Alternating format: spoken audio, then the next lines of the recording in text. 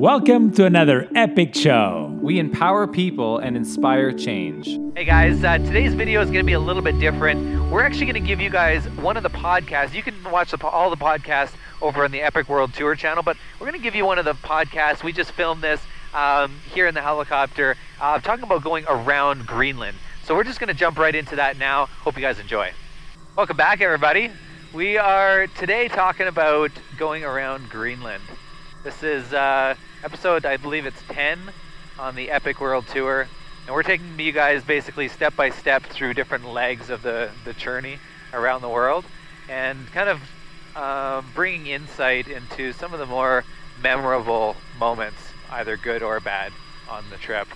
So today we are going to talk about starting our trip from Ilulissat very early in the morning. What time do you think we left in the morning?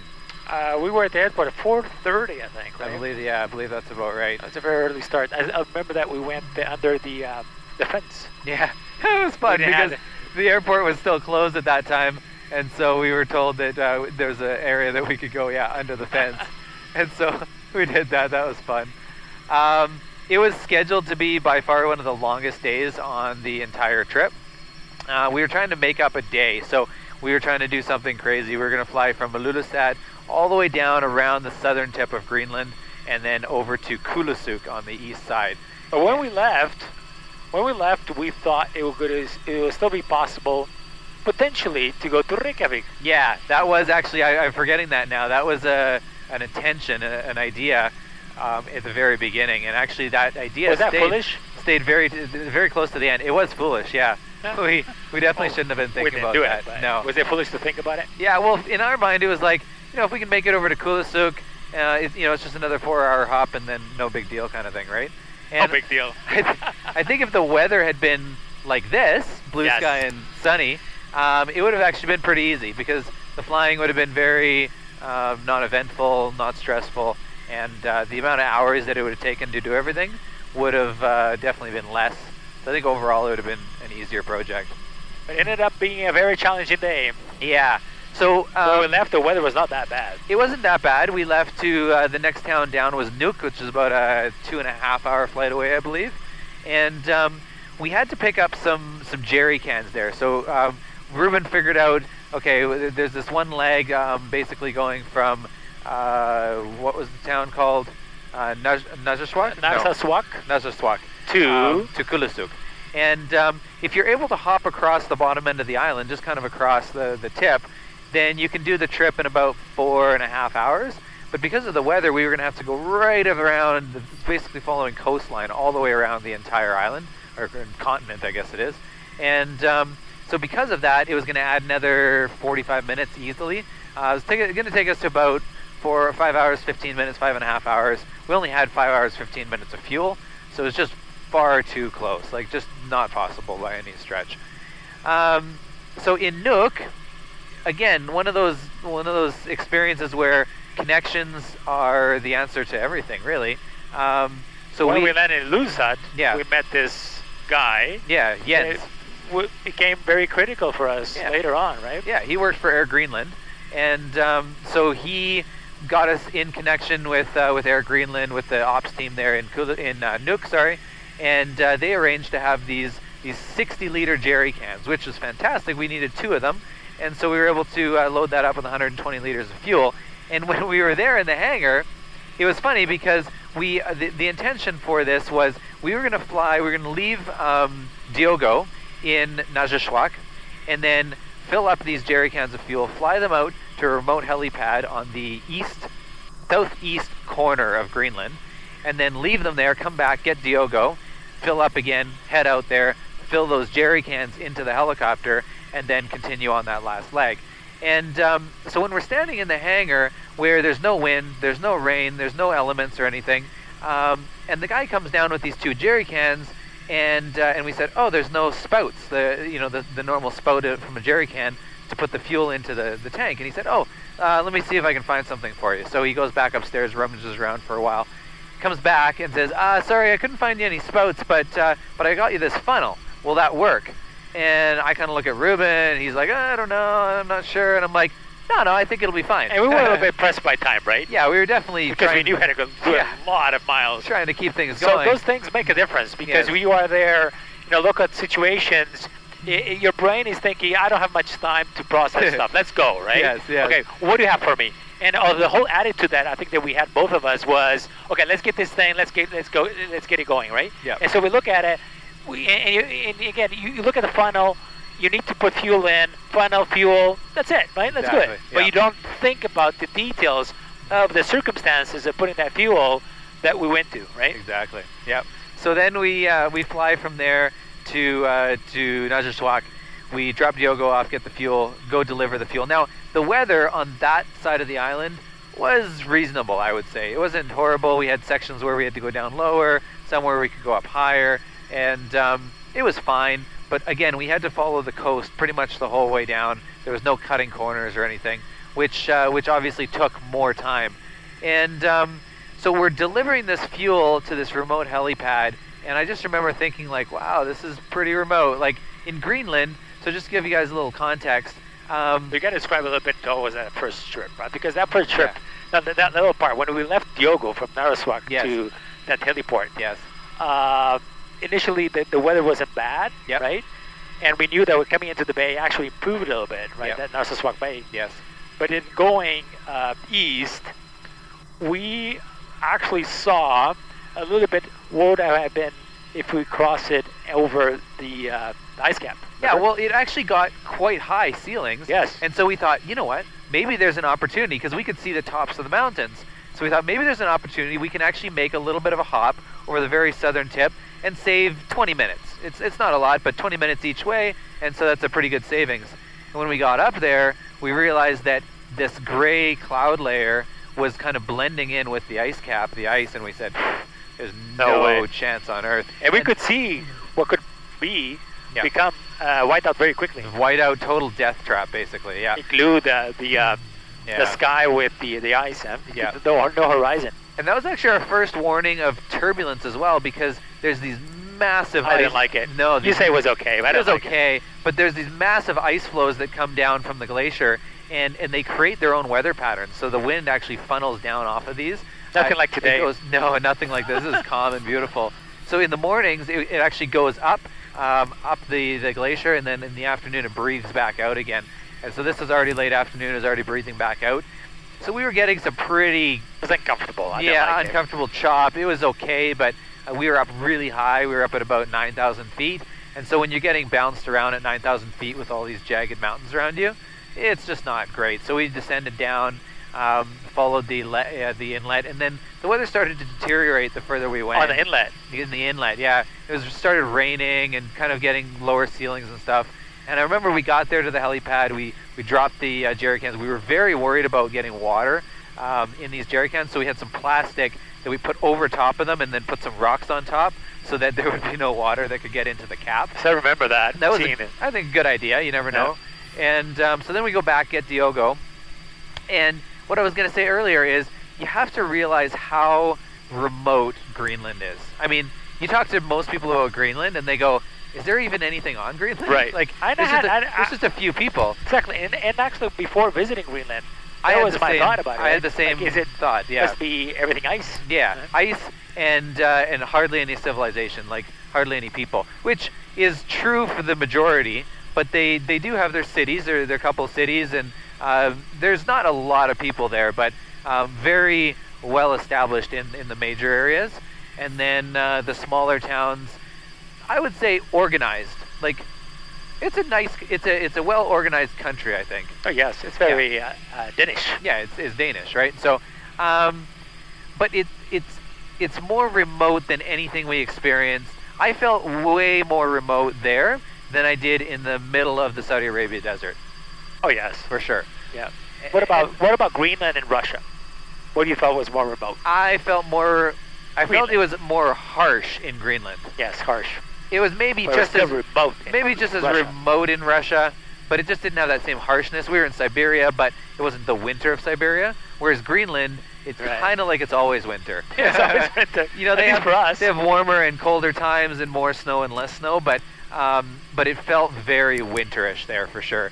Temperatures were cool. lots of weather and rain and stuff like that. Luckily, we didn't have any snow or ice. I think everything is harsh in Greenland. Yeah, and we were required every 30 minutes to make these sat phone calls. Remember that? So it was coordinates. Yeah, so we had to give our exact coordinates, and we couldn't be more than plus or minus. I think they say 2 minutes on those calls. Yep. If you're more than plus or minus 2 minutes, they actually start worrying about you, and they're getting ready. They do something. I think after 5 minutes or something, if they can't get a hold of you, they start thinking about sending search and rescue. So, so very remote. We get back with Diogo to this helipad, and the idea was, it was raining and windy at the time, quite windy, about 25 knots of wind, I would say. Huh?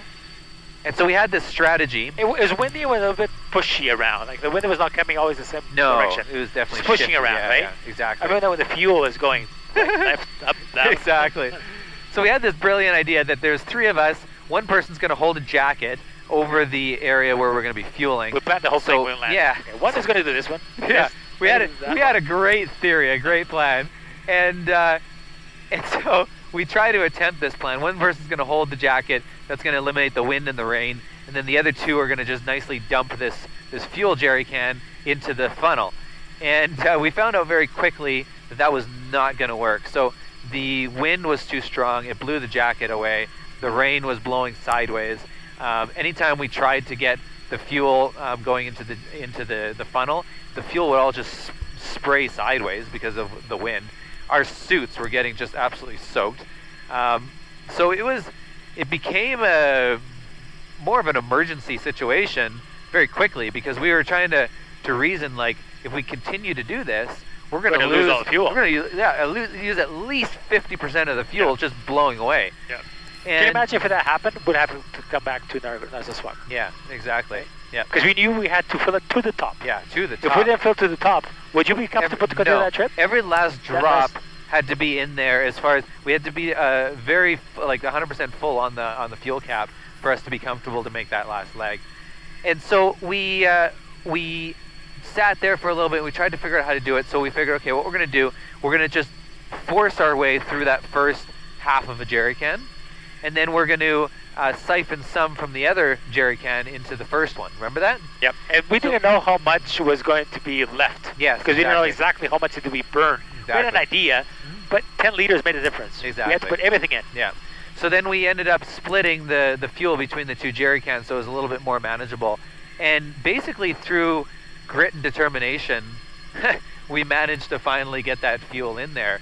And the amazing part, the miracle to me, is that with all the fuel that we lost, that last drop that came out of the jerry can, I saw it, was enough to fill the cap right to just about overflowing. It was literally last drop. It really was. It was the weirdest thing, because we saw the last drop come in, and it was right on the lip. Yeah. And I was like, can't use this more. Can't be possible. We don't have more. Can't use more? No. We don't have more. This is not possible. And so that was... So we ended up spilling, you know how many liters? Remember? 20 liters. Yeah, which I hate to say on camera, because there'll be some environmentalists that'll go, I can't believe you spilled 20 liters of fuel. Well, we didn't plan for it. No. It was really an emergency situation. Yeah. It's either the in that case was either, you know, saving those 20 liters or us not surviving. So exactly. we had to survive. It was survival mode. Yeah. So I remember thinking, after we got the fuel in there, that we're a little bit crazy to want to continue, because there was this massive headwind blowing. It wasn't a tailwind, it was a massive headwind blowing in our face. The rain had kind of died off at the time, which is why we could actually get the fuel in there. Otherwise we'd had lots of water in the fuel. And but I remember standing outside going, whoa, this is intense. We're gonna fly out of this such now, a long way, all this way, totally remote. Absolutely. Nobody's gonna be on this segment. No, you can't find even one house. Exactly. And I just remember we hopped in the helicopter, closed the doors, and as soon as we had that isolation of the doors closed, I was like, well, maybe it's not so bad. It was outside. It was feeling exactly almost impossible. So then we fire up, you know, headsets on, and everything becomes a little bit more manageable. And it's like, yeah, you can feel the wind blowing the helicopter, but as soon as we lifted off and started flying, it was like, okay, this is what it's going to feel like. It's not so bad. But then the next thing that hit us, the GPS tells us how many hours, Ruben? 7:30. 7 hours and 30. 30 minutes. I think that one occasion or two I saw it near 8. Yeah. Oh man, let me tell you. So when we checked the weather, we checked windy.com very carefully, and for the first 15 miles, we knew that it was going to be a headwind. But then the winds were going to die down and they were going to shift, and then the rest of the trip, which was about 400 nautical miles or so, was going to be a tailwind. Not a big one, maybe 5 to 10 knots of a tailwind. Factor that in. So we factored that in and we said, you know what, it's going to be about 4 hours, 30 minutes total time. This is going to be totally great, totally safe. But when you're sitting there flying in this major headwind and the GPS is telling you 7.5 hours, you're going, oh man, is this going to be possible? Is it possible? And that wind, that headwind, lasted far longer than we expected it to. I would say it lasted at least 25, 30 miles. Is that accurate, you think? At least. Yeah, at maybe least. more. Probably more. Maybe more. Well, me, that was looking at the GPS all the time, Yeah. it felt much more. It felt a lot Yes. longer, yeah. Yeah. And then eventually it started dying. And it eventually almost died out, but it never became a tailwind. So we never No. actually made back the time that we But I expected. think it only to make died back. out pretty much near the middle. Yeah, of I would the say trip. so. Yeah, I would say so. And Very stressful first half of the trip yes. because the estimates Oh, and the temperature. and the Remember temperature. temperature. So we were down Okay, to... I'm gonna tell you something. You talk Okay. about... No, I'm just I'm going to fly. Control. You I have have control. Yeah. Okay, Misha, I was obsessed. Actually, we are in the aircraft right now, right? Yes. I'll tell you something. I think you saw this, Oh, yeah. but I'm going to tell you from my own heart. Yeah. Okay. Yeah. So we have, guys, we have a temperature Gauge, yep. gauge here, right here. Okay. Yep. You don't see it, but it's right here. So my eyes were literally going there every. I'm not going to exaggerate. Every 10 seconds. I believe it. I was like, I was too, this, actually. down. This, a little bit, down. Okay. So it just puts so much pressure that it's unnecessary.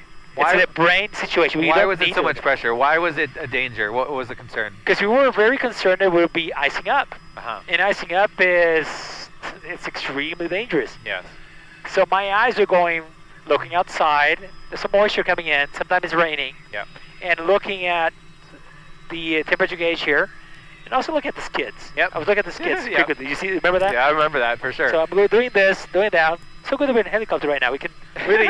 Okay, my body was not moving much, but my eyes. I didn't want to also put a stressful environment. So not just Yeah. moving things around. But it's good. Gentle moves. Look at the skids. Look at there. Look at the skids. Remember that? And the interesting thing was it was around 2 degrees when we left the helipad, okay? 2 degrees is very close to freezing temperatures. It's all right? tight. It's it tight. It needs to warm up from there. It can't get colder from there. Now, here's where faith comes in, Uh-huh. okay? Because when we looked at Windy showed us that it was going to start at 2 degrees.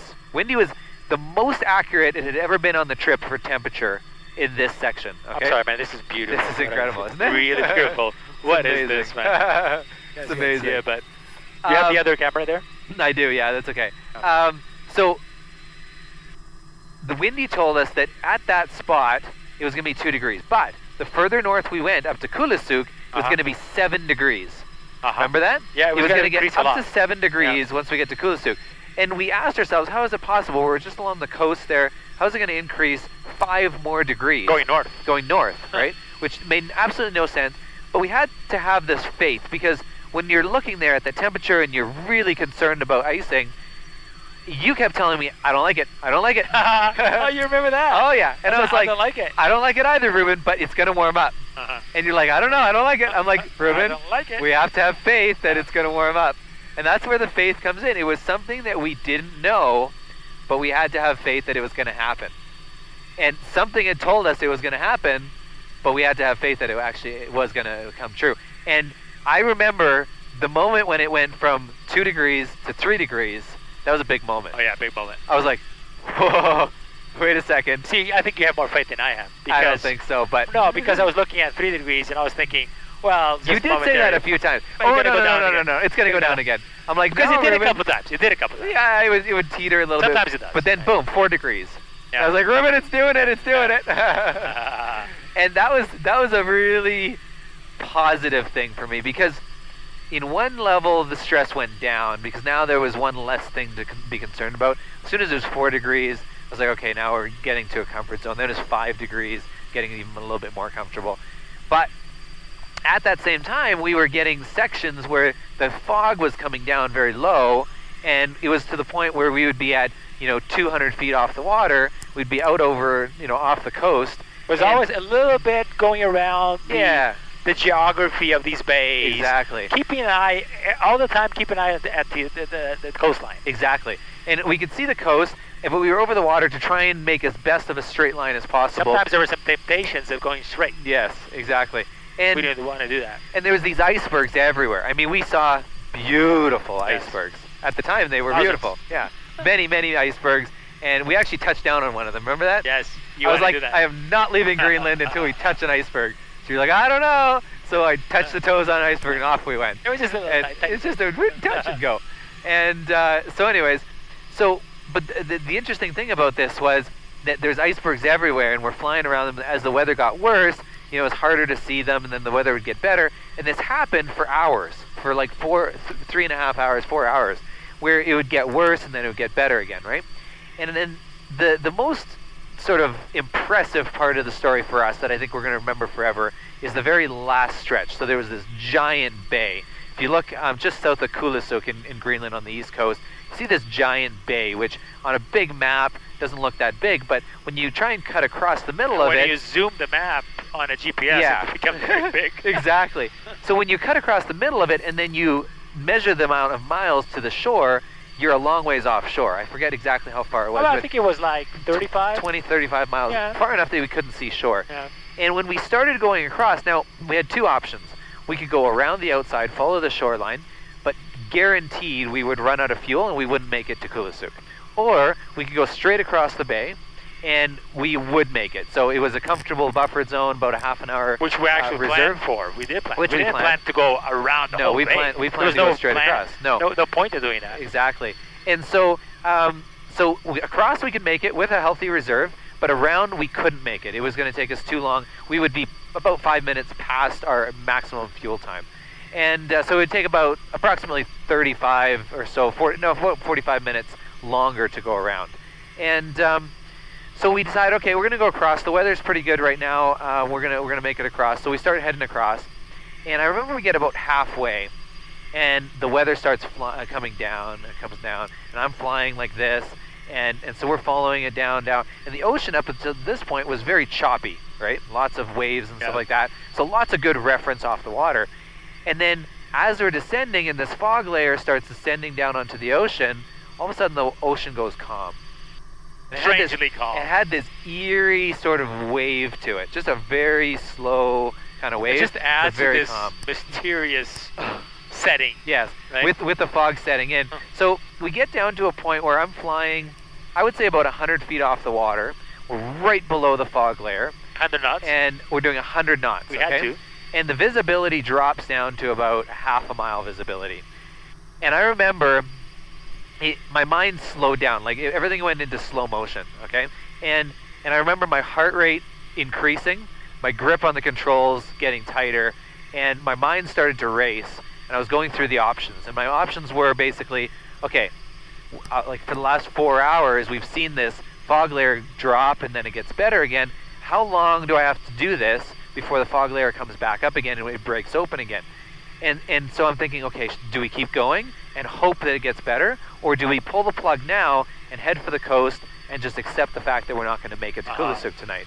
And so those are the main two things that are racing through my mind, and I'm thinking about all the different options and the safety concerns and everything. And we discussed a couple of times. We're going to go there, we're not going to have fuel. Exactly, yep. And so this all happened in a matter of seconds, maybe 30, 45 seconds. I don't know how long it was, but it was a very short amount of time where it really dropped down. The visibility got really bad. And I remember there's silence, and I'm really getting nervous.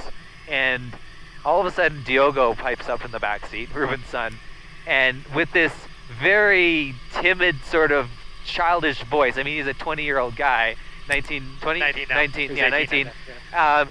with this almost childish voice. Daddy, what about icebergs? And that still stands out. It actually makes the hair on the back of my neck stand up, because what about it was icebergs? It was this realization of something that I was thinking, Ruben was thinking, Everybody was thinking. It was verbalized. But it was verbalized all Nobody of a sudden. verbalized before that. And it all of a sudden was this snap decision, we can't keep going. Because Wow. the visibility is so low that if an iceberg came out in front of us right now, we would hit it guaranteed. They're so big, there's no way we could make it around it. And so with that instant, boom, we turn, we head for the shore. That was just a decision maker. Yeah, point. we can't make it. And I'm glad it happened that way, because I don't know how many more seconds I would have gone before I would have said, no, I don't like it, and then I would have turned. I don't know. And it might have been too many seconds. It might have been only 10 or 15, but it might have been enough that we would have flown into an Considering iceberg, the right? weather we had in front of us at that Yeah. point, Yeah. that was the right moment to make that decision. Exactly. So Yeah. the comment came exactly at the right At moment. the right moment, yeah. And We so headed immediately we west. turn, directly west, and we're heading there, and I said, this is it. I mean, we have to exactly. land We're somewhere. already making decision of like, hey, how are we going to do this? You know, we're going to get there and then call sat phone and hope somebody can fly out in the morning, because it was late at night at this point. Almost, we landed at 11:30, Yeah. almost midnight. It was, so it was like 11:20. 11 o'clock, Yeah, 11:15, 11:20, something like that at night. And so we are heading for shore, and then all of a sudden the visibility starts getting better. And funny enough, sure enough, in the distance there's icebergs. Uh-huh. We And- saw them. And we saw them. But the visibility was improving, and I thought, okay, well, what we're going to do, we're not going to go back into that, but we're going to skirt this fog layer, and I don't think we're going to make it to Kulisuk, but we can maybe make it closer than expected, which means it's less of a ferry flight for people to come get us, and maybe even they can get us on snowmobiles or something like that instead, and it's not going to cost $10,000 for the rescue or something like that. And so we start skirting around, and then we start heading back as close as we can get sort of to on track again. Sure enough, the viz starts dropping. I go back out again. And you can actually We're see on our navigating. tracker. We're navigating the visibility. Exactly. You can see on the tracker, I tried two different times and then back out again. And then we end up skirting this layer that I didn't think we were going to actually be able to skirt. I thought it was too big. And before we know it, probably within 10 minutes maybe or something like that, we're actually back on track, heading directly for our destination. And the visibility was improving, getting better. And we got through that last section. We made it to our final destination, and man, were we ever tired. Wow, man. It was so physically exhausting. I remember we laughed after, because when that happened, after it happened and the viz was good and we were finally heading to our final destination, I remember Diogo said to us, so are we still going to Reykjavik? And we looked at each other and started laughing. No, not a going. chance, not on earth. Let's go back to bed. We're going to bed. We're so tired. And I think physically, if the weather was good, we would have been good at that point. Like, because we were taking turns flying and we were getting some rest time and stuff like that. Too much pressure, too much to there was manage. It was too just much as a way stress too much going on. And your brain says, okay, this is it. Yeah, exactly. Can't continue this. No. So, go ahead, yeah. Not as beautiful as this spot here This that is we have right here in front of us. pretty amazing. Wow. It's so beautiful. There we go. Guys, this is nice. Amazing. What a day up here. So we're going to end this day with basically saying that was the biggest leg of our journey, and it's going to be one of the most memorable for the reasons that we sort of brought out. There was lots of fine, minute details that we could share throughout the day that made it more stressful or more exciting or more interesting. It was a good day overall, an accomplishment, a really, really big accomplishment, but high stress, very, very high stress. So the next leg that we're going to be talking about is after the night, heading over to Iceland. That whole experience was fantastic as well. Iceland was way faster than I wanted it to be. It was actually incredible to me how quickly we made it from that point there in Kulisuk, actually even in Ilulissat from the other side of Greenland, over to England and to Portugal for that matter. It was incredible how quick that was. So, but yeah, we're going to leave it there for now. We're going to finish off this beautiful flight that we are doing right now. We're going to just more relaxed. Yeah, we're just going to do a little bit of mountain flying, maybe do a little bit of emergency recurrency training for Ruben. Yeah, it's going to be good. Hope you guys enjoyed this one. Talk to you on the next one. Bye.